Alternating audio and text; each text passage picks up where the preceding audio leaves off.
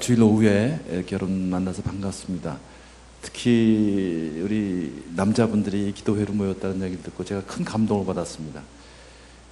사실은 남자들은 대예배에 나오면 그걸로 족한데 다들 그렇게 생각하죠, 그죠? 그것만 해도 참 큰 일을 했다고 생각하는데 또 이렇게 오후 시간에 기도회로 모여주셔서 정말 감사합니다. 이런 그 작은 모임이, 작은 몸짓 하나가 사실은 위대한 일을 만들어내는 첫걸음일 수도 있습니다. 사실 어느 자리에 앉아 있느냐, 그렇죠? 그게 상당히 중요하거든요. 지금 여러분이 여기 앉아서 지금 기도 모임에 앉아 있다 그러면 누가 우선 마음이 평안해질까요? 여러분 아내가 평안해지죠. 여러분이 기도 모임에 지금 가 있다 그러면 여러분 자녀들이 우리 아버지 거기 갈 사람이 아닌데 벌써 여러분이 여기 앉아 있다는 사실 하나만 가지고도 벌써 이 감동의 파문이 여러분 사랑하는 사람한테 흘러가고 있습니다. 이것이 영향력입니다. 어느 자리에 있는가. 여러분들이 지금 어느 운동장에 가 있다 그러면 여러분 자녀들이 전혀 감동을 받지 않습니다. 그분 또 거기 갔구나. 그러나 아버지가 그 피곤한 시간에 황금 같은 주일 오후 시간에 다시 기도를 위해서, 결국 누구를 위해서 기도하겠어요? 아내를 위해서, 자녀를 위해서 기도하고, 또 교회를 위해서 기도하고, 나라와 민족을 위해서 기도하고, 열방을 위해서 기도하는 거 아니겠어요? 이것이 큰 감동이라고 저는 믿습니다. 이런 좋은 모임이 있다는 것에 대해서 정말 감사하고요. 이런 아름다운 모임 만들어주신 우리 목사님께, 그 여러 우리 성도님께 이 아버지 학교를 이렇게 이끌어가는 한 사람으로서 정말 감사를 드립니다. 오늘 제가 당신의 가문을 좀 새롭게 하라는 그런 주제를 가지고 제가 말씀을 드릴 텐데, 제가 이 파워포인트를 좀 준비해왔거든요. 짧은 시간이기 때문에 저한테는 좀 빠른 속도로 이야기를 좀 전개를 해보도록 하겠습니다. 자, 이 아버지 학교나 뭐 이런 걸 가정사역이라고 하는데, 사실 가정사역을 왜 해야 되느냐 라는 사람들을 많이 이야기를 듣습니다. 특별히 그 영적인 얘기를 좋아하시는 분들은 가정사역하면 좀 인본주의 냄새가 나지 않냐, 뭐 그런 얘기를 많이 하더라고요. 그러나 우리가 가정사역을 해야 할 이유는 지금 너무나 많은 가정들이 사실 무너지고 있습니다. 가정은 하나님의 꿈입니다. 천지창조의 가장 클라이막스의 최고의 걸작품으로 만들어주신 하나님은 교회 이전에 가정을 만드셨거든요. 그러니까 가정이 먼저라는 거죠. 가정을 통해서 교회가 세워졌고요, 가정을 통해서 하나님 나라가 이루어져 가는 거거든요. 그런데 지금 가정이 무너지고 있어요. 가정이 무너지면 교회가 무너지고요, 가정이 무너지면 사실은 사회가 무너지게 되어 있거든요. 그래서 이 가정을 회복시키는 일, 또 가정은 우리 인생의 베이스 캠프입니다. 나라의, 우리 국가의 심장이고요. 그러니까 사회도 어려워지고요, 또 우리 그 삶의 질이 나빠지고 있어요. 가정이 무너지기 때문에. 그래서 가정을 회복시키는 그 일이 상당히 중요하다는 것이죠. 어쩌면 그동안 우리 한국 교회는 가정을 희생시키면서 성장했는지 모르겠어요. 수적으로 부흥하는지 모르겠어요. 그러나 이제는 수적인 부흥이 중요한 것이란 질적인 부흥이 중요하지 않습니까? 그래서 가정을 도와서, 가정을 회복시켜서 다시 교회가 건강한 영향력을 회복할 수 있는 그런 일을 해야 한다는 거죠. 회복의 측면이 있고요. 이 땅에는 세 가지 종류의 가정이 있다고 합니다. 갈등을 억누르고 사는 가정, 갈등을 회피하면서 사는 가정, 갈등을 극복하면서 사는 가정. 공통점은 뭐예요? 갈등이 있다는 것. 여기 젊은 분들도 계신데, 여러분 갈등이 오면 두려워하지 마세요. 올 것이 왔구나. 제가 결혼 전에 커플들한테 강의를 하면 꼭 이렇게 얘기합니다. 여러분에게 제가 오늘 가장 확실한 혼수를 하나 소개하고 싶습니다. 그 혼수는 다름 아닌 갈등입니다. 결혼하면 행복해지나요? 함께 있다고 행복해지나요?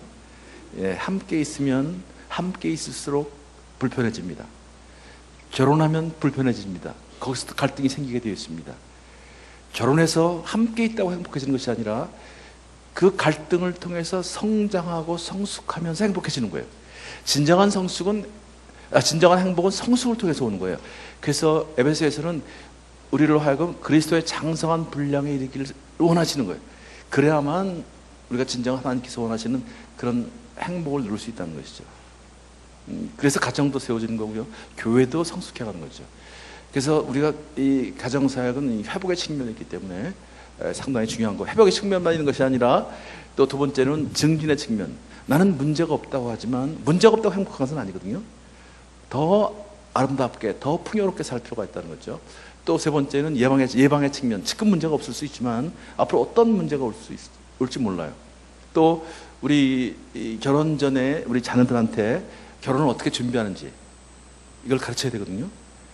결혼을 준비하지 않고요. 많은 사람들이 결혼식을 준비해요. 혼수를 준비해요. 결혼을 준비해야 되는데 말이죠. 그래서 무너진다는 거죠. 예방의 측면이 있고요. 또 하나는 교회와 사회를 연결시키는 접촉점이 된다는 것. 컨택 포인트라고 그러죠. 전도와 선교의 새로운 돌파구 역할을 하고 있습니다. 아버지 학교가 지금 전 세계 47개국에서 약 250개 도시에서 지금 3,600회 이상을 했거든요. 대관교에서 한 걸로 알고 있는데 많은 넌 크리스찬들이 들어오죠. 그래서 그분들이 예수를 만나고 새로운 인생을 시작하거든요.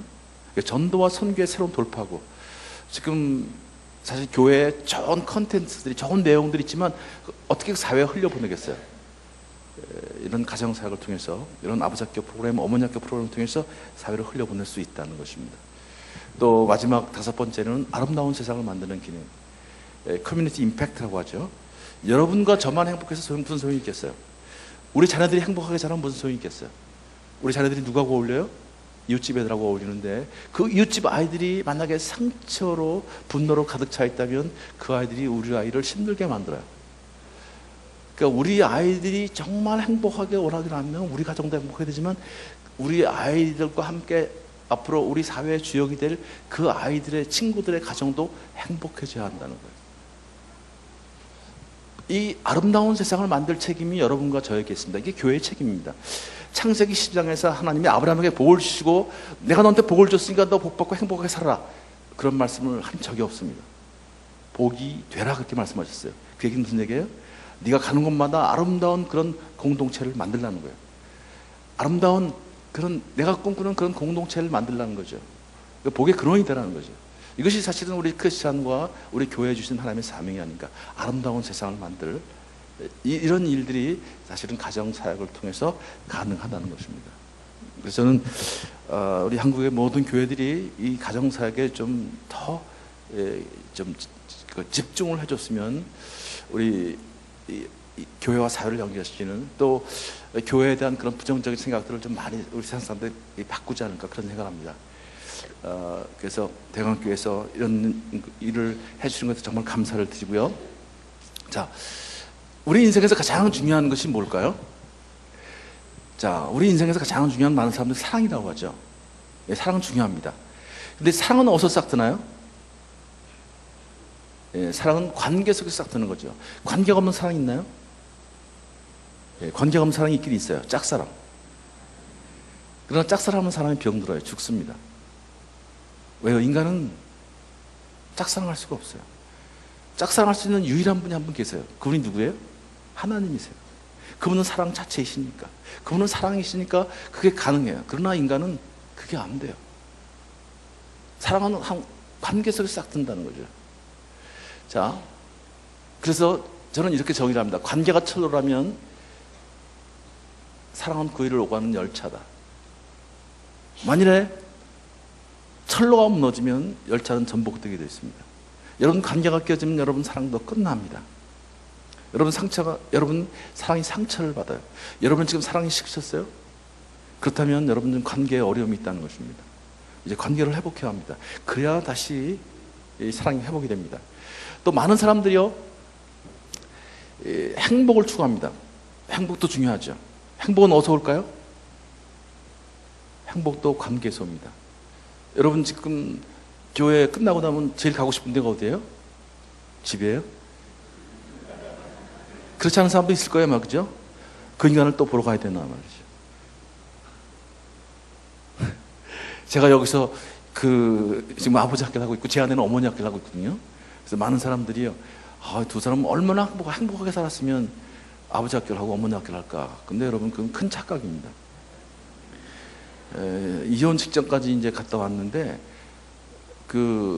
이제 한 목사님이 저한테 이제 소천하셨지만 저한테 오늘의 교회 가정사역 프로그램을 만들어 달라고 그러시더라고요. 그래서 깜짝 놀라 처음 들어보는 이야기인데 처음 만난 자리에서 저한테 그런 말씀하셨어요. 그래서 제가 그게 뭔데요? 그랬어요. 가정사역을 처음 들어봐가지고요. 그랬더니 막 설명을 하시는 거예요. 뭐 성경적인 가정관, 무슨 부부의 대화, 뭐 성생활을 어떻게 하고 가정. 제가 가만 들어보니까 그런 게 있으면 내가 들어야 되는데. 우리 부부도 겨우 지금 목숨만 붙어 있어가지고 각방을 쓰고 있는데 지금 거의 별거 상태에 있는데 이혼하면 안 된다는 걸 이제 그걸 알고서 예수님 만나서 어쩔 줄을 모르고 있는데 그런 프로그램 있으면 내가 들어야 되는데. 근데 뭐 한 목사님 계속 얘기하시는 거예요. 그래서 이제 그날 저녁 때 집에 가가지고 제 아내한테 그랬어요. 여보, 오늘 한 목사님을 우연히 만났는데 한 목사님이 가정사역 프로그램을 만들어 달라고 하는데 어떡하지? 그랬어요. 근데 제 아내가 저를 딱 보더니 가정사역? 난 가정사역 뭔지 모르겠지만 가정이라는 말이 들어간 거 보니까 틀림없이 부부가 같이 해야 되는데 나는 싫어 그러더라고요. 그래서 내가 왜? 그랬더니요. 내가 당신을 집에서 보는 것도 지겨운데 왜 또 교회 가서 보냐? 그러더라고요. 당신은 그거야. 난 딴 거 할 테니까. 여러분 이렇게 사는 사람 많이 있어요. 그죠? 교회 다니는 사람들도요. 겉모습은 멀쩡하지만 우리 부부도 그랬어요. 처음에는요. 저 주차장까지 딱 싸우다가요. 교회 들어갈 때는 나란히 팔짱 끼고 들어가고 그랬어요. 왜냐하면 다른 사람들이 다 가정사역 하는 사람이라고 그러는데 싸우고 따로따로 들어갈 수가 없잖아요.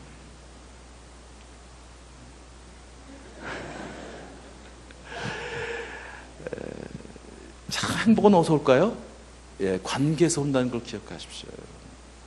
아무리 집이 좋아도요, 아무리 가구가 좋아도요, 여러분 거기에 관계가 껴지면 거긴 지옥입니다. 참 관계에서 쓰는 어려움이 참 많아요. 그죠? 관계가 중요하다는 것. 세 번째, 많은 사람들이 성공을 추구하죠. 성공하셔야죠. 자, 그래서 남자들은 성공을 위해서 달리는데, 여러분 자녀들이 성공하길 원하시죠? 자, 성공의 가장 중요한 요소는 뭐예요? 예를 들면, IQ가 좋아야 한다 그랬어요. 그죠? 지적인 능력. 근데 IQ보다 더 중요한 게 나왔죠? 뭐죠? EQ. 이모셔널 쿼션이라는 게 나왔어요. EQ가 나왔어요. 감성지수. 그러니까 여러분 자녀들이 성공하기를 원하신다면 감성지수를 키우셔야 돼요. 이 감성지수는 남자가 높을까요? 여자가 높을까요? 여자가 높아요. 그러니까 요즘 여자들이 각광받고 있어요. 여성 시대가 도래했어요. 이제 감성 갖고 남자들이 당할 재간이 없어요. 이제 이걸 개발하셔야 합니다. 남자들이 말이죠. 자, 근데 EQ보다 더 중요한 게 나왔어요. 뭘까요? SQ. SQ가 뭐예요? 소셜 코션이라는 거예요. 사회성. 여러분 자녀들한테 사회성을 키워주세요. 근데 사회성이라는 것은 뭐예요? 사회성의 핵심은 뭐예요? 관계 아닙니까? 인간은 사회적인 존재다. 그 얘기는 무슨 얘기냐면 관계 속에 사는 존재라는 거예요. 혼자 살 수 있는, 섬처럼 살 수 있는 분이 있어요? 인간은 섬이 아니에요. 인간은 관계예요. 관계를 잘 맺는 게 중요하다는 거죠.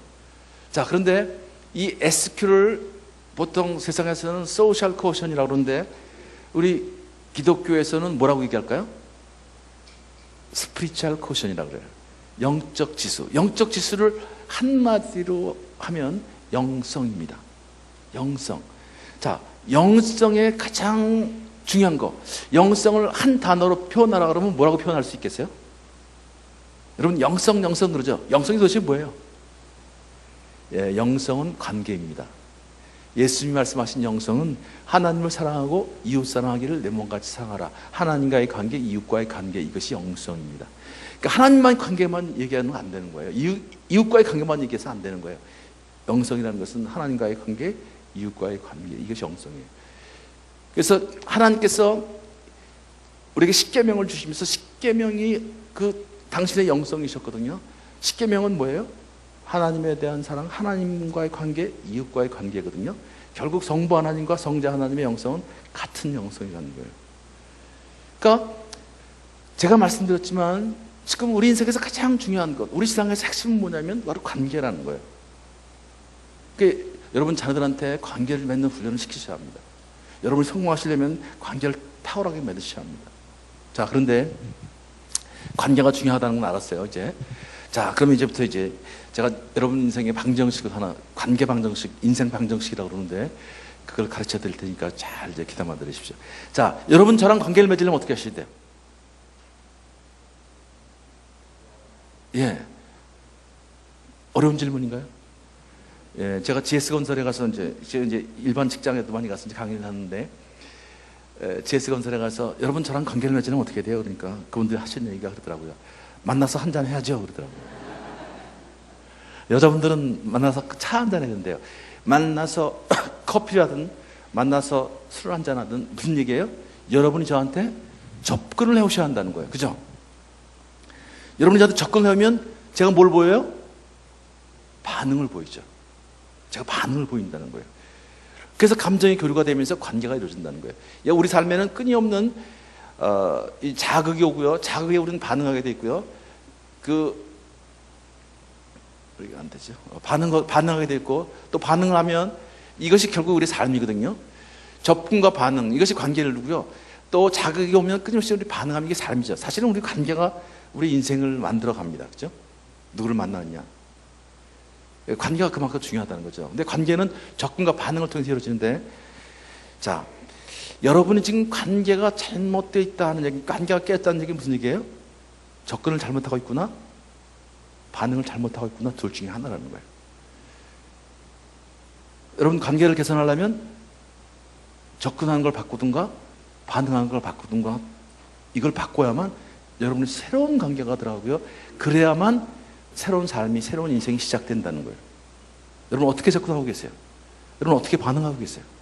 이걸 한번 생각해 보세요. 이게 참 중요합니다.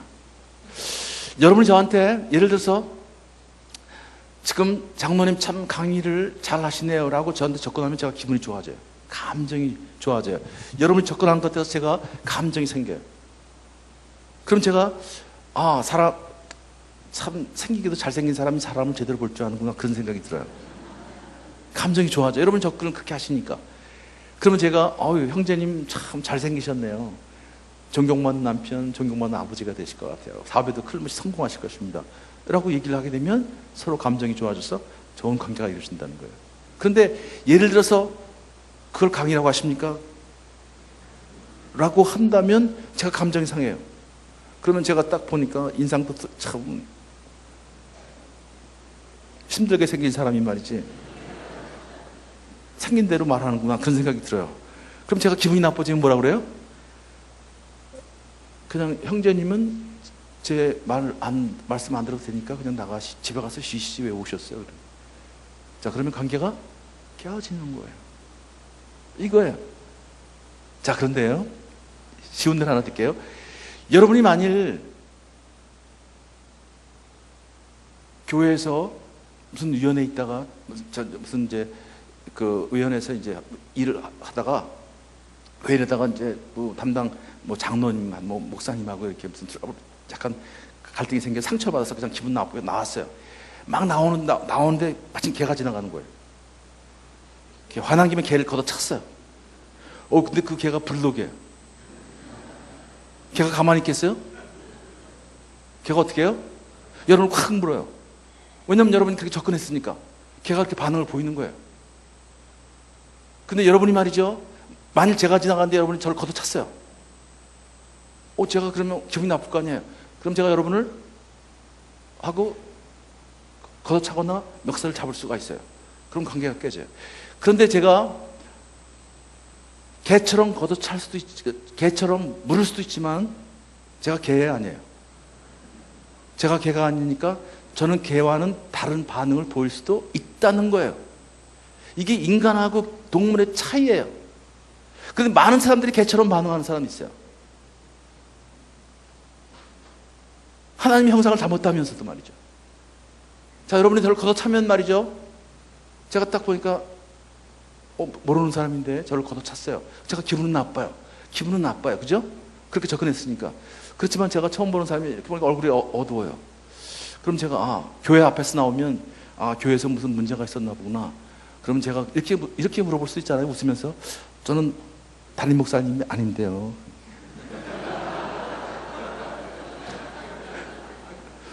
저는 이게 담임 목사가 아닌데요, 담당 장로가 아닌데요 라고 제가 웃으면서 얘기할 수 있어요.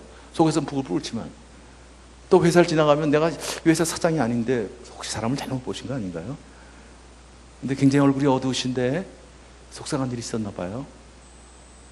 제가 회사도 경험해봤고 또 교회 장로기도 하고, 혹시 가정에 문제가 있다면, 제가 가정 이 아부작교를 하고 있는데 제가 도움이 조금 될 수 있을 것 같은데, 제가 마침 시간이 있으니까 저랑 차 한잔 할까요? 라고 그렇게 반응을 보이면 그분이 어떤 마음이 들까요? 마음이 들더라고요. 그러면서 네, 사실은요 하고 저한테 끌려올 거예요. 그럼 차 한잔하면서 뭐가 이루어져요? 관계가 이루어진다. 여러분, 이거예요. 여러분, 이게 아주 쉬운 거예요. 우리가 이 원리를 가장 쉬운 원리를 우리는 놓치고 있어요. 자, 감정이 상하는데 감정을 내가 뭐로 절제했어요? 의지로 절제한다는 거예요. 동물하고 인간의 차이는 뭐냐면 하나님이 우리에게 자유의지를 주셨다는 거예요. 자유의지를 가지고 감정을 절제하라는 거예요. 그래서 적절하게 접근하고 적절하게 반응을 보이라는 거예요. 우리가 이 접근과 반응을 누구처럼 해야 되는 거예요? 예수님처럼 하는 거예요. 이게 제자 훈련입니다.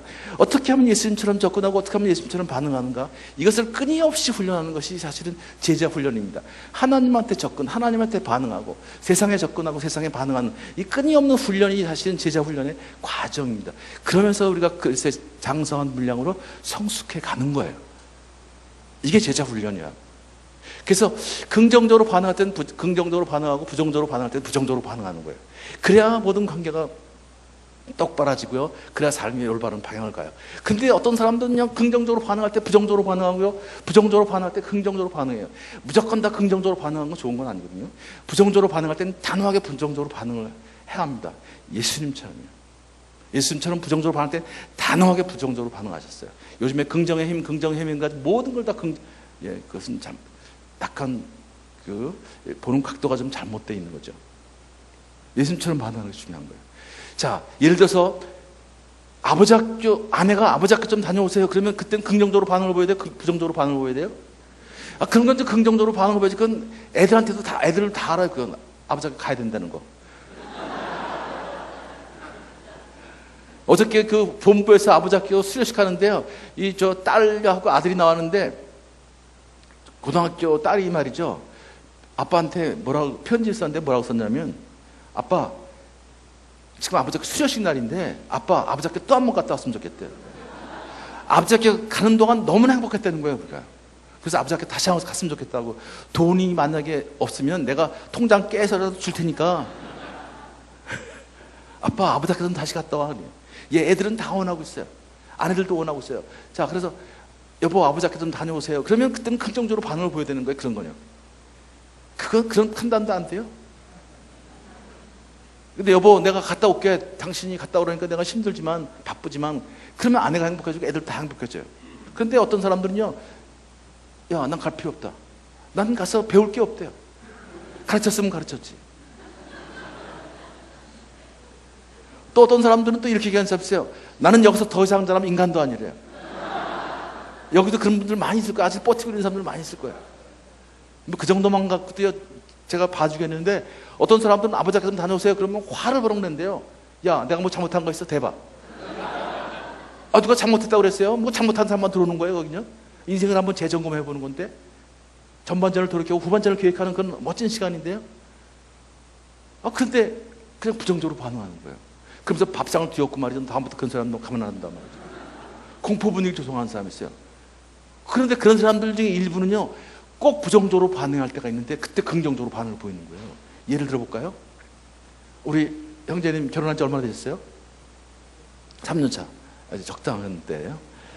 자, 5년 됐다고 가정하고요. 애도 있으시죠? 좋은 회사에 이제 팀장이세요. 그래서 열심히 일하는데 어느 날 그 팀장이신데 어느 날 여직원이 입사를 했는데, 여직원이 아주 얼굴도 이쁘고요, 몸매도 아주 이뻐요.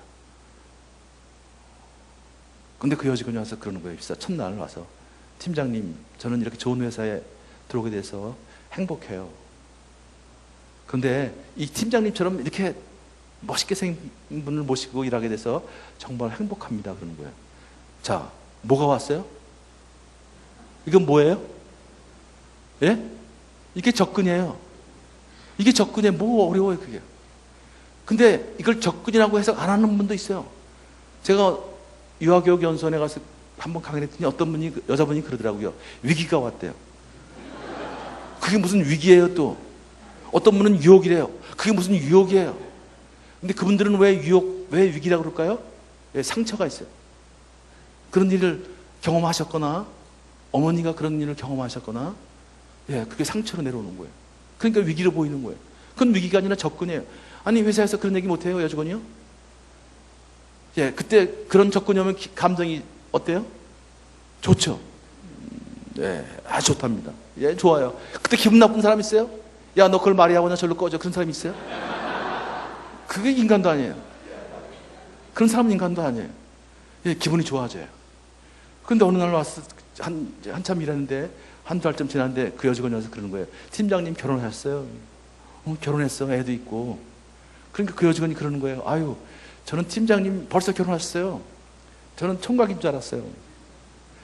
팀장님 같이 모시고 있다 보면 팀장님 제 이상형인데 팀장님이 총각이라면 제가 커피도 사달라고 그러고 또 데이트도 신청하고 그랬을 텐데 그러는 거예요. 자, 이런 접근이 오면 또 감정이 어때요? 더 좋아져요. 얘가 사람을 제대로 볼 줄 아는구나 이런 생각이.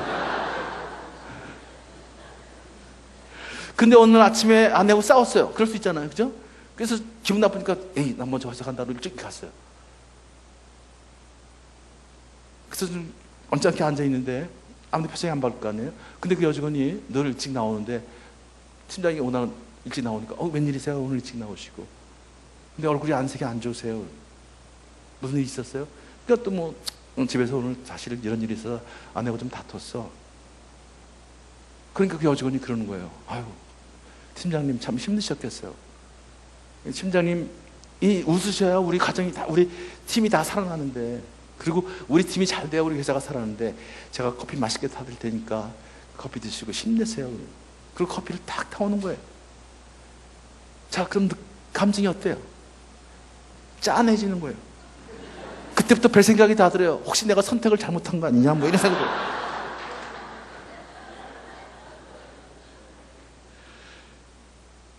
자, 이게 이런 일이 있을 수 있어요, 없어요?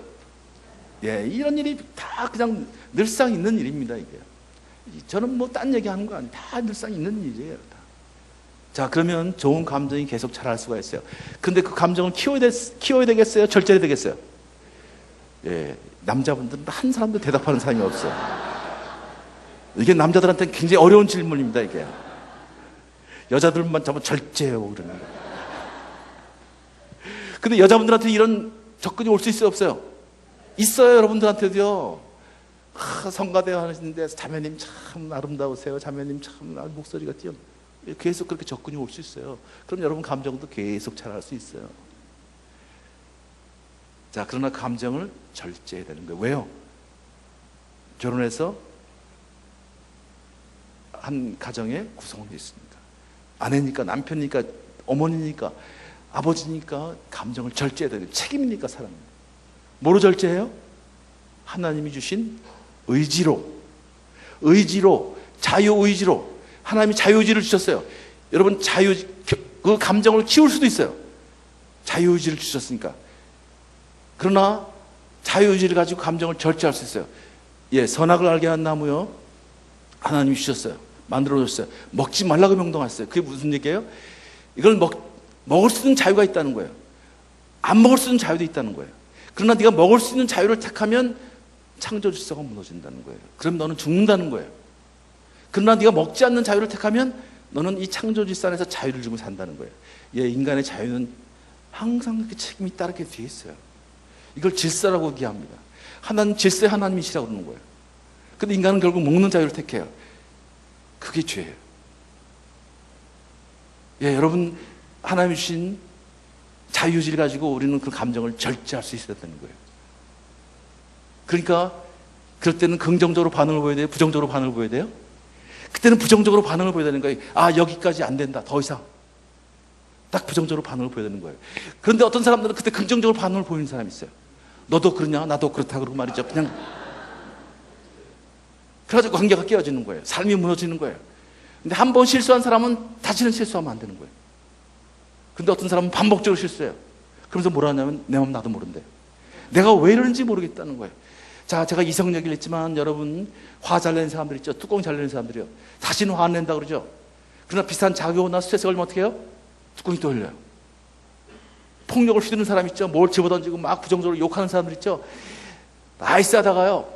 점잖다가요. 탁 퍼라면 그냥 집어던지고 욕이 나가고 말이죠. 주먹을 휘두르고 말이죠. 어제도 제가 어머니 학교에 가서 강의하면서 한 자매가 와서 그런 얘기 하더라고요. 남편이 자기를 그렇게 힘들게 만드는데 반복적으로 그런다는 거예요. 안 한다 그러고. 왜 그럴까요? 술 마시는 사람은요, 다시는 안 마신다 그래요. 그러나 또 비슷한 자기오나 스트레스 걸리면 어떻게 해요? 또 술을 마셔요. 그래서 중독으로 가고요. 모든 관계가 깨지고 인생이 무너지는 거예요. 왜 그럴까요, 인간이? 다 이게 여러분과 저의 문제였고요. 모든 인간의 갖고 있는 문제 아니겠어요, 이게요? 그래서 관계가 깨지고 삶이 어려진 거 아니겠어요? 우리가 이걸 극복해 나가야 되는 거예요. 근데 인간의 힘으로 이게 안 되는 거예요. 왜 그럴까요? 야, 이것이 말이죠. 우리 안에 뭐가 있어요? 죄성과 상처. 예, 인간 죄성이 있는 거예요. 그죠? 그걸 우리 원자라고 부르잖아요. 우리 안에 죄성이 있어요. 굉장히 인간이 이기적이에요. 끊임없이 자기중심으로 해석해요. 자기가 하면 로맨스고 남이 하면 불륜이에요. 내가 마시면 다 약주라고 그러고 남이 마시면 음주, 소주라고 그러고 말이죠. 내가 우리 애들 때리는 건 하나 문제가 안 되는데요. 그거는 초달하는 거래요. 훈육이래요. 남이 때리면 폭력이고. 또 내가 정책을 세워서 내가 하면 다 나라를 위한 일이고 남이 하면 다 나라를 팔아먹는 일이에요. 나라를 망치는 일이라고 그래요. 인간이 이게 아주 뿌리 깊은 죄성 때문에 이런 일을 하는 거예요. 이 죄성으로 인해서 그런 상처가 나와요. 죄성으로 인해서 그런 잘못된 문화가 만들어져요. 여러분은 자유인 같지만 인간은 자유인이 아니거든요. 왜냐하면 죄성과 상처와 문화의 포로가 돼 있어요. 묶여 있어요. 그래서 적절하게 반응을 못하는 거예요. 적절하게 접근을 못하는 거예요. 삶 가운데 끊임없이 상처를 주고받거든요. 끊임없이 그 잘못된 문화. 옛날엔 남자는 그래도 된다는 문화가 있었어요. 그죠? 요즘엔 여자들은 또 뭐 애인 없는 여자가 무슨 여자냐 뭐 이래가지고. 그런 잘못된 문화가 우리를 묶고 있어요. 우리를 속이고 있어요. 그러니까 사실은 우리 자유의지가 말을 안 들어요. 그래서 우리 삶이 곤고해지는 거예요. 그 삶이 어려워지는 거예요. 이 문제를 해결하고 계신 분이 누구예요? 예수님이 이번에 이렇게 오신 거예요. 그래서 예수님을 믿어야 되는 거예요. 우리가 예수님을 만나야 되는 거예요. 예수님이 요한복음에서 뭐라고 말씀하세요? 너희가 진리를 알지니 진리가 너희를 자유케 하리라. 무엇부터 자유해요? 죄성으로부터, 상처로부터, 문화로부터. 그러나 한 번 만났다고 해서 되는 게 아니거든요.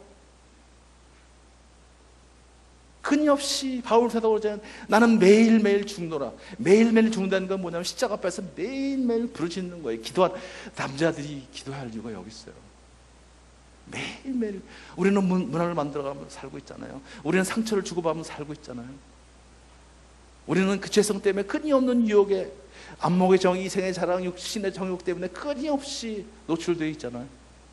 그러니까 우리가 매일매일 바울 사도가 내가 매일매일 죽노라고 그랬으면 우리는 매일매일이 아니라 매 시간 매분마다 우리는 정말 십자가 앞에 무릎 꿇지 않으면 감당이 안 되는 거예요. 그러니까 만난 것 같지만 해결된 것 같지만 불쑥 튀어나와요. 또 그냥 배란간에 또 쌍 해가지고 그냥 모든 관계가 다 깨지고요. 다 또 삶이 왜곡되고요. 나이스하다가 아주 점잖다가요. 또 한번 폭발해가지고 그냥 온 가정을 초토화시켜 놓고 말이죠. 그래서 우리가 끊임없이 십자가 앞에 나가서 내가 매일매일 충돌하는 그 고백이 잘해서 필요한 거죠. 근데 저 상처와 문화가 누구한테 와요? 그 가장 핵심 인물이 누굴까요? 아버지라는 거예요. 왜냐하면 접근과 반응의 패턴이 학습되어지는데 누구로부터 학습되어져요? 아버지로부터 학습되어진다는 거예요. 그래서 아버지라는 존재가 무서운 존재예요. 예, 아버지는 관계의 뿌리라고 제가 주장하는 이걸 파더 팩터라고 얘기하거든요. 제가 교도소에서 아버지 학교를 해보면 교도소에 들어가 있는 사람들은요, 그러니까 이 관계가 깨져서 들어간 사람들, 폭력이나 뭐 중독이나 이걸 들어간 사람들은 한 사람도 이해 없이 아버지의 관계가 깨졌어요. 다 아버지를 증오하는 사람들이에요. 아버지가 있으면 지우고 싶다는 사람들이에요. 지금 우리가 교도소에 33개 교도소에서 아버지 학교를 하고 있거든요. 33개 교도소에서. 그런데 예외가 없어요. 아버지 관계 다 깨져 있어요. 그래서 제가 내린 결론은 아버지는 관계의 뿌리다. 자, 그 다음 요거 그래서 father fact라는 것은 한번 따라서 읽어볼까요? 시작. 우리 각자 마음속에 자리 잡고 있는 아버지의 삶의 태도, 행동, 가치, 직업 윤리, 그리고 자신과의 관계의 유형 등을 의미한다. 어떤 아버지의 삶의 태도, 행동, 가치, 직업 윤리, 이게 사실은 자신의 관계를 맺는 유형을 결정짓는다는 거예요. 얼마나 무서운 얘기입니까? 관계가 결국 인생인데, 그러니까 아버지가 한 자녀의 인생을 결정 지을 수 있다는 거예요. 자, 그래서 계속 끊임없이 지금 학자들이 그 연구를 하고 있어요. 성격 형성에, 성격도 중요하다고 그러죠. 성격 형성에 중요한 두 가지 요소가 있는데, 유전과 환경이라고 하거든요. 유전은 부모로부터 유전을 받죠. 환경은, 가정 환경이 제일 중요하죠. 자, 어렸을 때는 애들한테 어머니한테 영향을 많이 받나요? 아빠한테 영향을 많이 받나요? 어머니한테 영향을 받죠. 엄마의 감정을 그대로 다 느낍니다. 엄마가 불안하면 애들도 불안하고요. 엄마가 행복하면 애들도 행복하고요. 평안하고요. 엄마가 공포에 쌓이면 애들도 공포에 쌓이거든요. 자, 근데 문제는요, 엄마를 행복하게 만들고 엄마를 불행하게 만드는 분이 누구예요? 아버지예요. 그러니까 결국 누가 키를 갖고 있어요? 아버지가 키를 갖고 있더라고요. 여러분 자녀들이 행복해지길 원하세요? 자녀들이 잘 자라길 원하세요? 그러면 여러분 아내를 행복해지게 만드셔야 돼요. 애들한테 암만 좋은 장난감 가지고 좋은 학교 들여봤자 성이 없어요. 여러분, 그 아이의 엄마가 행복해야 돼요. 그 아이의 엄마가 평안해야 돼요. 그래야 아이들이 잘 자라는 거예요. 그게 가정 환경이에요. 유전이 20%고요. 환경이 80%랍니다. 성격 형성하는데. 성격이 한 인생을 결정짓는다고 또 그런 얘기를 하잖아요. 그래서 저는 이렇게 결론을 내렸어요. 아버지는 자녀들의 삶을 창조할 수도 있고 삶을 파괴할 수도 있다. 가정의 행복의 중심에, 우리 자녀들의 미래의 중심에 아버지가 있다는 사실을 꼭 기억하십시오. 자, 학자들이 이제 아버지가 부재하거나 역할을 하지 못할 경우에 이런 일들이 벌어진답니다. 자살 확률이 5배 늘어나고, 교정기관 수강 확률이 9배 높아지고, 고등학교에서 낙찰 확률이 9배 높아지고, 약물남용을 저지를 확률이 10배 높아지고, 행동장애를 일으킬 확률이 20배 높아지고, 가출할 확률이 20배 높아지고, 성범죄 저지를 확률이 14배가 높아진다. 아버지가 부재하거나 아버지가 제대로 역할을 하지 못할 때 이런 끔찍한 일이 벌어진다는 거예요. 가출 소녀의 약 90%가 아버지와 접촉 결핍증 환자들입니다. 미혼모들의 70%가 아버지의 사랑을 받지 못한 아이들이라는 걸 여러분 기억하세요. 얼마나 무서운 통계야 이거요. 자, 그런데 아버지가 자녀 양육에 적극 참여했을 때는 이런 기가 막힌 일이 일어난다. 자녀 학업을 석치를 도울 수 있다. 일관성 있는 관심이 자녀의 동기 발달에 영향을 준다. 일과 사물에 대한 흥미와 관심을 유발하고, 타인에게 더 관대하고 관심을 갖는다. 타인을 돌볼 줄 알고 책임감 있는 사람이 되고, 규칙을 엄수할 줄 알고, 또 어른들의 말에 순종적인 반응을 보이고, 지능지수가 높아지고, 사회성이 높아진다. 우리 자녀들이 사회성이라는 건 관계 아닙니까? 그죠? 인성과 사회성을 키워주셔야 합니다. 지금 한국의 문제는 뭐예요? 지금 사회성이 없어요, 애들이요. 반사회적인 사람들이 많아요. 왜냐하면 사회성이 떨어지기 때문에. 그 어디서 나온 얘기일까요? 아버지의 권위와 저는 무관하지 않습니다. 아버지의 권위가 사라졌어요. 아버지가 자녀 양육에 적극 참여했을 때 저런 좋은 일이 벌어지고요. 또 아버지의 관계가 좋은 아이들은요, 성숙한 도덕성과 가치관을 형성하고요. 또 과격하지 않은 말과 행동을 하고, 또 자녀의 주도성을 개발하고, 건전한 자아상을 형성하고, 그래서 아버지는 자녀들의 정체성을 세우는데 심리학적 모델이다. 그런 이야기들을 많이 합니다.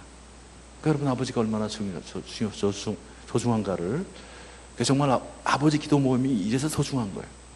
어머니 기도 모임도 중요하지만 아버지의 모임은 이래서 더 소중합니다. 여러분이 아까 말씀드린 것처럼 여러분이 앉아있는 자리, 여러분이 어떤 삶의 태도를 갖고 있는가, 이것이 자녀들한테 바로 아버지라는 이름은 그냥 영향력입니다. 자녀들의 미래를 결정 줄 수 있다는 것이죠.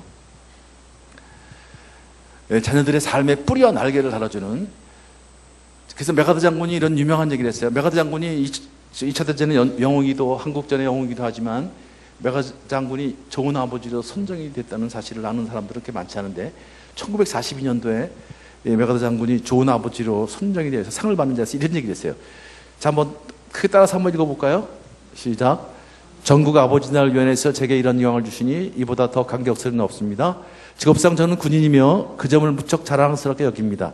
그러나 그보다 더 자랑스러운 것은 제가 아버지라는 사실입니다. 군인은 세우기에 허무입니다. 아버지는 허물지 않고 세울 뿐입니다. 군인은 죽음의 잠재력을 안고 있지만 아버지는 창조와 생명을 구원합니다.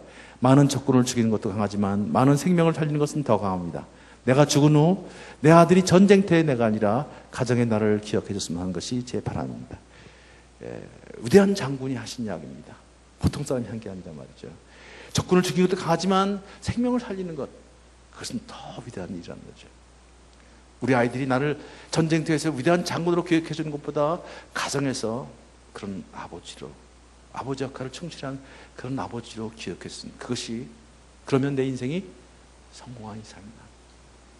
아버지 그 이름은 영웅이기 때문에, 그 이름은 영향력이기 때문에, 다른 거는, 다른 일은 다 다른 사람이 할 수 있지만 아버지의 자리는 어느 누구도 대신할 수 없는 자리이기 때문에, 아버지만이 할 수 있는 자리이기 때문에 그렇다는 것이죠. 자, 그렇다면 지금 우리 아버지들은 어떤 모습일까요? 초등학생들한테 아버지를 그리라고 그랬더니요, 지금 이제 그린 그림입니다. 텔레비전 앞에 있는 아버지. 저건 뭐예요? 참이슬 마시는 아버지. 그래서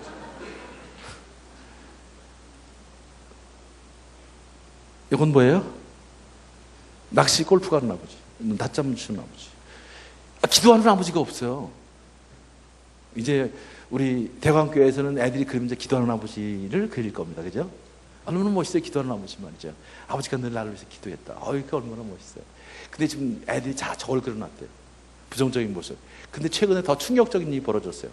작년 5월 달에 MBC에서 초등학교 2학년짜리가 쓴 아빠는 왜라는 그 시가 나와가지고 아주 세상을 발칵 뒤집어놨는데 엄마가 있었던 나를 이뻐해 줬어.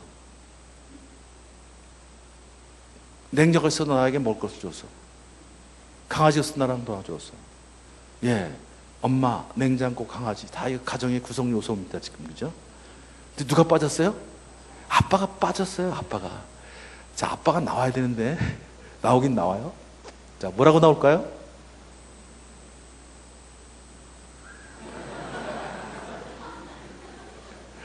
아버지 여러분 왜 계세요? 왜? 얼마나 충격이에요 이거. 어떤 분이 저 시를 듣고서 말이죠, 그걸 말이라고 하냐, 엄마가 있고 냉장고 있고 강아지가 있는 이유는 아빠가 있기 때문이지 그걸 시라고 썼냐 뭐. 근데 그건 초등학교 2학년짜리가 본 그냥 가정의 모습일 뿐이에요.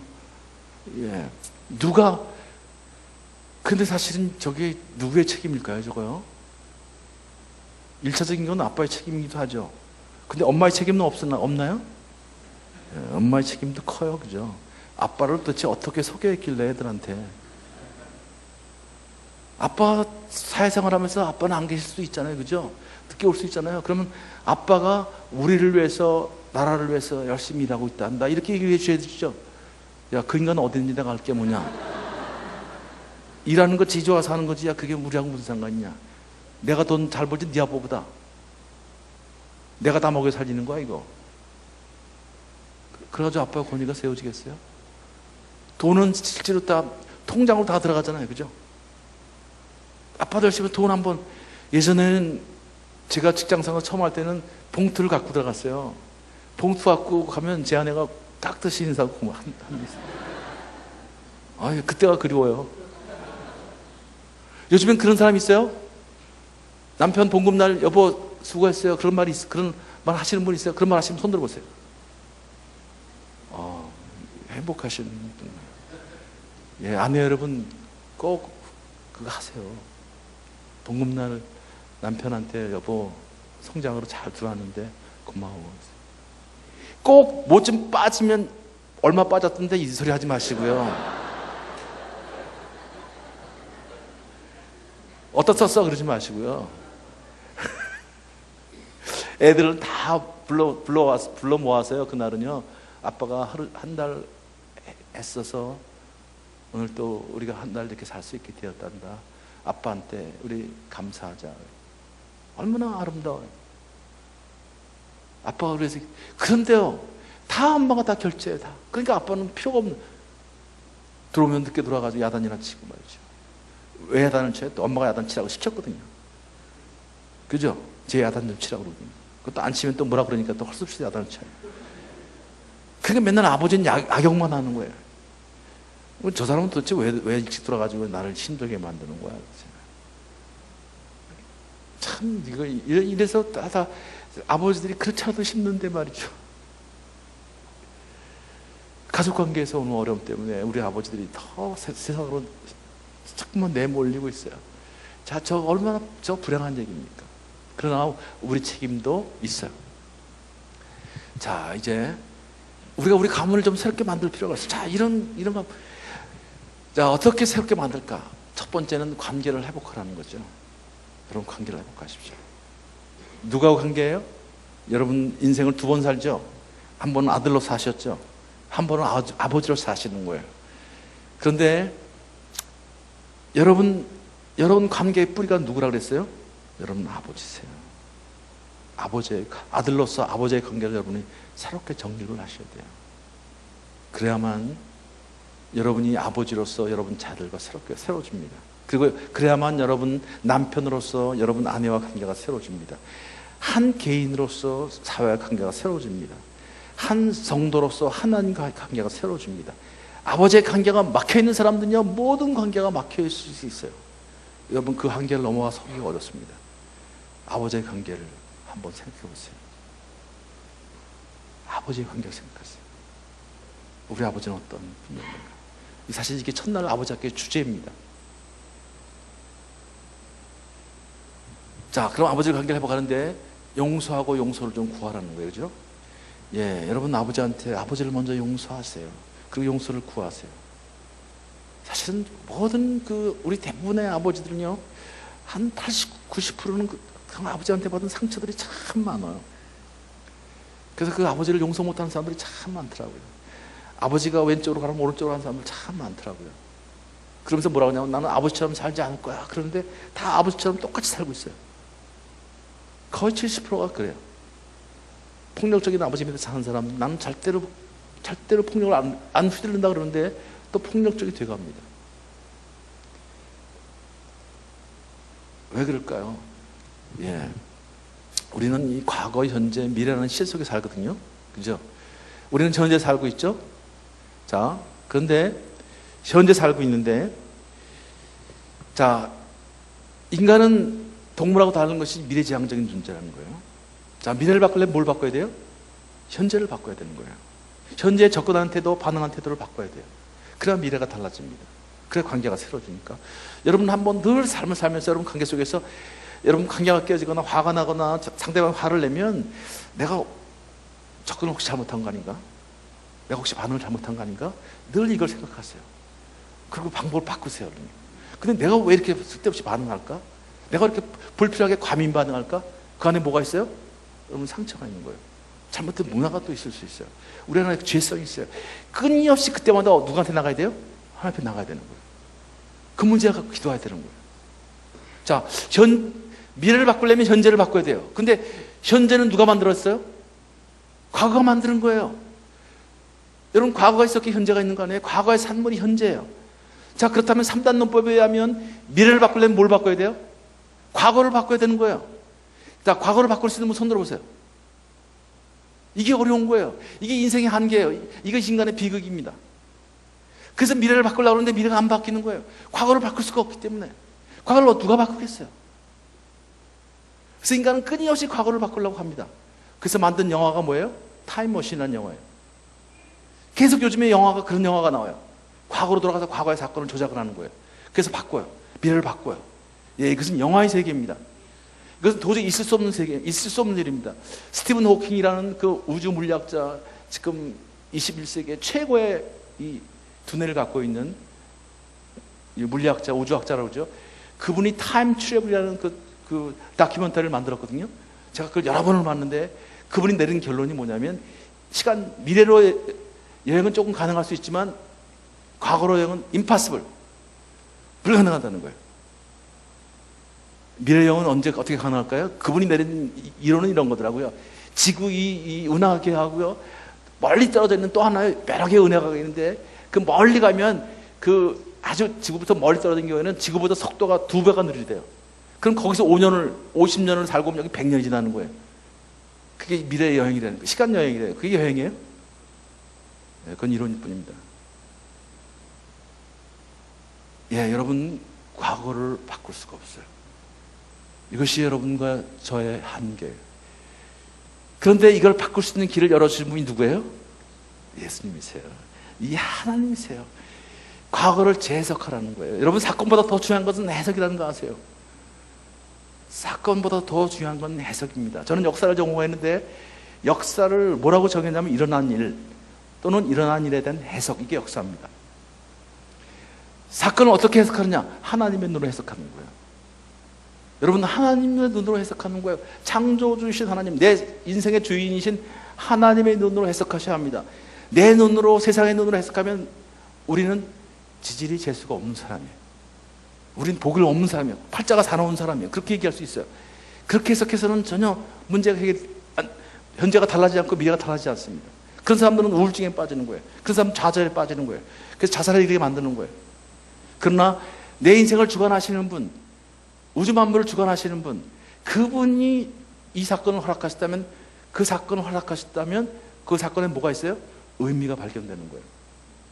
그래야 그 사건으로부터 자유한 거예요. 용서라는 것은 과거로부터 자유한 거예요. 많은 사람들이 현재 살면서 과거라는 감옥 속에 갇혀 삽니다. 과거라는 감옥, 기억이라는 감옥 속에 갇혀 살아요. 그래서 미래를 나가지 못합니다. 그래서 현재 살면서 늘 과거와 싸워요. 그래서 미래를 나가지 못해요. 우리 역사가 그런 거 아니에요? 정권만 바뀌면 맨날 과거 청산을 만들어가지고 맨날 과거와 싸워요. 그게 미래를 나가지 못해요. 위스턴 처칠이라는 유명한 얘기가 있습니다. 현재 살면서 과거와 싸우면 우리는 미래를 잃어버린다. 여러분, 복음이라는 것은 과거를 재해석하는 거예요. 이 복음의 진수를 보여주신 분이 누구예요? 요셉이라는 인물이에요. 그래서 창세기에는 많은 부분을 요셉의 이야기에 할애를 했어요. 요셉 보세요. 하루아침에 정말 귀공자로 살다가요, 노예로 팔려갔어요. 얼마나 힘들었겠어요. 말이 통해요? 같은 사람이 있어요? 노예로 팔려가세요. 죽을 고생을 하는 거예요. 나중에 총리가 됐어요. 근데 형들이 왔어요. 그 얼마나 죽이고 싶었을까요? 사실은 요셉의 상처를 많이 받았죠. 얼마나 상처를 받았겠어요. 예, 여러분, 요셉이요, 그렇게 살 수 있었던 것은 상처 때문이었어요. 사실은요. 신앙도 중요했지만 상처 때문이었어요. 왜냐하면 상처 때문에 어떤 마음이 있었을까요? 내가 꼭 잘돼서 니들, 그런 마음이 좀 있었을 거예요. 여러분, 상처받은 사람들은 걱정하지 마세요. 상처가 있는 사람들이 강한 거예요. 그러나 그것이 주님 안에 사로잡히면 그 상처가 부드러워지면서 거기서 뭐가 나와요? 용기가 나오는 거예요. 진정한 용기가 나오는 거예요. 요셉이 그런 사람이었어요. 그래서 형들이 나중에 전전긍긍하죠. 죽을까 봐요. 그때 요셉이 뭐라 그러죠? 사건은 어떻게 했어요? 당신들이 보낸 것이 아니라 하나님께서 보내셨다. 하나님이 보내셨어요? 직접 보낸 건 누구예요? 형들이 팔았죠. 그러나 요셉은 그 형들이 자기를 노예로 팔았지만 그 뒤에 섭리하신 하나님을 본 거예요. 그래서 하나님께서 보내셨다. 그러니까 사건을 재해석하는 거예요. 뭐라고 해석해요? 내가 여기서 이렇게 고생하는 이유는 뭐예요? 형들의 가족을, 하나님의 백성을 내가 거하는 이 땅에서 만들기 위해서. 그러니까 그 어려움을 참는 거 아니겠어요? 그 고통을 이겨나가는 거 아니겠어요? 어떻게 그 고통을 이겨나갔을까요? 말이 통해요? 책을 읽을 게 있어요? 누구한테 하소연했겠어요? 누구한테 갔을까요? 하나님한테 갔어요. 아버지가 그렇게 기도했던 하나님, 할아버지가 기도했던 하나님, 그 하나님 땅 갔을 거예요. 요셉을 살렸던 것은 그 기도였어요. 그 분노, 끌어오는 분노, 내가 잡히면 죽인다, 내 이 복수를 하고 말하겠다, 그런 분노가 있었지만 그걸 기도로 승화시킬 수가 있었어요. 그리고 그는 총리가 됩니다. 그런데요, 요셉이 총리가 된 것이 위대한 게 아니에요, 사실은요. 그를 용서하는 거예요. 근데 보세요. 자, 그 가문에서 어떤 일이 일어나는 거 보십시오. 그거 한번 띄워주실까요? 자, 요셉이 명문 가문이죠. 그죠? 아브라함의 하나님, 이삭의 하나님, 야곱의 하나님, 요셉까지 왔어요. 자, 거기 그 가문에는요, 정말 믿음, 하나님에 대한 믿음, 그 사랑이 계속 흘러내렸어요. 요셉은 그 어려운 속에서도 하나님과 동행했어요. 요셉이 나오는 장면은 늘 하나님께 동행하셨다 그랬어요. 요셉이 함께하는 사람들은 하나님 축복을 하셨어요. 그러니까 신앙을 이어내려갔어요. 근데 여러분, 요셉 가문, 아브라함의 가문이 믿음의 명문 가문이지만, 그러나 가만 생각해 보세요. 거기에는 나쁜 영향력이 있어요. 악한 영향이 흐르고 있었다는 거예요. 어떤 일이 있었어요? 그 가정에는 거짓이 흐르고 있었다는 거예요. 아브라함은 위기의 순간에 사라를 누이동생이라고 속여서 상납합니다. 2번씩이나. 우리 아내 여러분 여기 오셨죠? 여러분 남편 아브라함 같은 사람 되길 원하세요? 이제는 고개를 절레 흔들죠. 그러나 그전에는 그렇게 생각하시죠? 우리 남편이 아브라함 같이 축복의 근원이 됐으면 좋겠다. 그럼 여러분 2번 이상 팔려가셔야 되는데, 2번 이상 배신을 당하셔야 되는데요. 여러분, 이거 참 의미가 있는 이야기입니다. 그 어려움 속에서 사라는 아브라함을 주라고 불렀어요. 아브라함은 그런 사람이에요. 여러분 자매님들, 여러분 남편들은 다 아브라함보다 괜찮은 사람들이에요. 신앙은 좀 부족해요.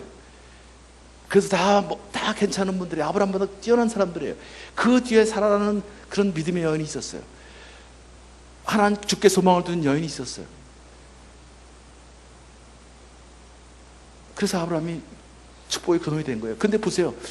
아브라함이 2번이나 속여서 상납했는데 이삭은 어때요? 위기 순간에 또 리브가를 또 노이동생으로 속여서 또 상납했어요. 아버지가 그러니까 나도 그런다. 이게 부전자전이라고 그래요. 그 아버지의 그 아들. 또 그 아들 야곱은 거짓말을, 사기꾼의 대명사 아니에요. 그 거짓이 흐르고 있어요. 그 가문에. 그 믿음의 명문 가문이에요. 그게요. 그 실상입니다. 거기에는 어떤 일이 있어요? 또 편애가 있어요. 아브라함 때는 누굴 편애해요? 이삭을 편애해요. 제 생각에는 아브라함은 누구를 더 사랑했을까?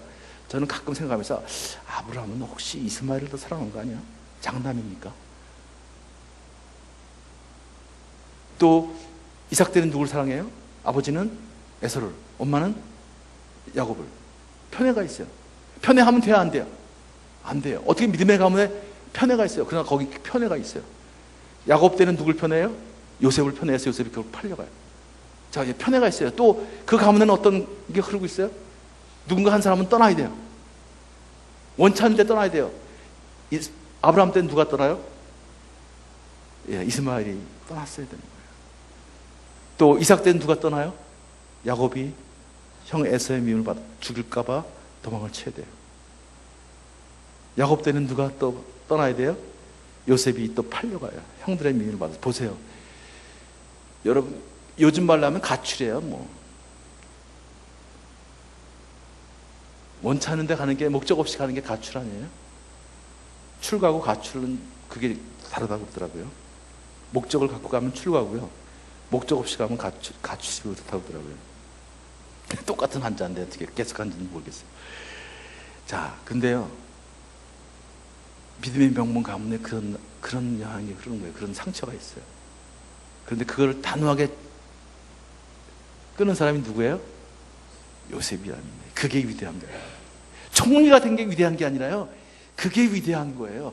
거기서 이스라엘 민족이 만들어진 거예요. 예, 신앙을 이어가고요, 거기에는 거짓이 없어요. 그 보디발의 아내가 유혹해 왔을 때 단호히 거절합니다. 하나님께 죄를 질 수 없다. 단호히 거절합니다. 그 피 끓는 청년이요, 그런 유혹이 왔을 때 어떻게 그걸 거절하겠어요? 다윗도 넘어가는 판인데 요셉은 그걸 단호히 거절합니다. 하나님께 죄 질 수 없다. 그리고 거기에는 편애가 없어요. 야곱이 기도할 때 큰 아들을 야곱 오른손 앞에, 작은 아들을 왼손 앞에. 근데 야곱이 어떻게 축도하죠? 손을 어긋나게 기도해요. 그러니까 아버지 그렇게 하면 안 됩니다. 근데 아버지가 또 뭐라 그래요? 다 안다. 예, 요셉은 그 아픔을 알았어요. 편애가 있으면 안 된다는 걸 알았어요. 그러나 하나님 앞에 하나님 아버지가 그렇게 했을 때는 그 말씀에 순종합니다. 그리고 요셉이 거하는 땅에는 떠남이 없었어요. 다 모이는 거예요. 거기서 이스라엘 민족이 형성이 되는, 하나님 나라의 백성이 거기서 만들어지는 거예요. 여러분 가정에 어떤 영향력이 흐르고 계세요? 이제 우리가 그 상처를 대물림해서는 안 됩니다. 그 잘못된 영향력을 대물림해서는 안 됩니다. 우리 대해서 요셉 같은 그런 축복이 없을 수 있지만, 그러나 우리 몇 대 뒤에 요셉 같은 인물이 나올 수도 있어요. 아니, 우리가 또 요셉처럼 할 수도 있어요. 그런 우리가 기도하면서 정말 하나님 앞에 나간다면 그런 믿음의 명문 가문이 세워줄 수 있다는 것입니다. 그때 우리 민족의 역사가 바뀌어요. 여러분, 요셉보다 더 어려우신 분이 있어요? 요셉보다 더 힘든 분이 있나요? 여러분, 아무리 지금 우리가 경제적으로 어려운 상황을 지나고 있지만 여러분, 요셉보다 더 어려운 사람이 있어요? 요셉은 혼자였어요. 하나님밖에 의지할 분이 없었어요. 그러나 그 어려움을 딛고 일어서면서 그분은 그런 위대한 일을 해낸 인물입니다. 저는 그 요셉을 아주 사랑합니다. 요셉을 아주 좋아합니다. 요셉 같은 우리 아버지들이 오늘 또 앞으로 이 아버지 기도 모임을 통해서 내가 요셉과 같이 우리 가문을 새롭게 하겠다. 믿음을 이어가고 우리 가문에 내려오는, 가정에 내려오는 저런 잘못된 영향을 다 끊겠다. 내가 요셉과 같이 그렇게 정결한 삶, 성결한 삶을 살겠다. 그런 상처, 문화를 또 그런 죄성을 대물리며 내가 끊임없이 기도하는 가운데 새로운 영향력을, 선한 영향을 흘려보내겠다. 그렇게 다짐한다면 우리의 가문이 세워줄 수 있다는 걸 기억하십시오. 마지막으로 우리가 새 출발을 위해서는 이런 혼창통, 우리 남자들은 되게 아시죠? 혼창통의 이 리더십, 예, 우리 가문을 새롭게 보는 스피릿이 있어야죠. 예, 창은 좀 창의적으로 접근하고요, 창조적으로 접근하고요. 마지막은 통이죠. 통. 하나님과 소통하고 우리 아내들과 자녀들과 소통하면서, 이웃과 소통하면서, 또 우리 남자들끼리 좀 소통했으면 좋겠어요. 우리 남자 성도끼리 좀 교제했으면, 교회 끝나고 그냥 가지 마시고요, 같이 모여서 기도하고 또 교제하고 같이 밥도 좀 먹고 그런 관계 맺는 훈련을 여러분들이 좀 하신다면 얼마든지 우리 가문에 새로운 일이 일어나리라고 저는 확신합니다. 그런 축복이 여러분과 여러분 가정, 우리 대강교회에 함께 하시기를 축원합니다. 기도하겠습니다. 하나님, 오늘 부족한 종을 통해서 이렇게 가문을 새롭게 하는 메시지를 주신 것 감사합니다. 하나님, 우리 안에 있는 그런 죄성, 상처, 문화, 제가 예수님을 깊이 만나서 정말 이로부터 자유케 하시고, 또 우리 가문에 내려오는, 우리 가정에 내려오는 그런 잘못된 영향을 흘려보내지 않도록 정말 새롭게 결단하는 그런 놀라운 축복을 허락해 주시옵소서. 그래서 우리 가문이 변하게 하시고, 우리 교회가 붕게 하시고, 우리 사회가 변화되는 놀라운 축복 허락해 주시옵소서. 예수님 이름으로 기도하옵나이다. 아멘.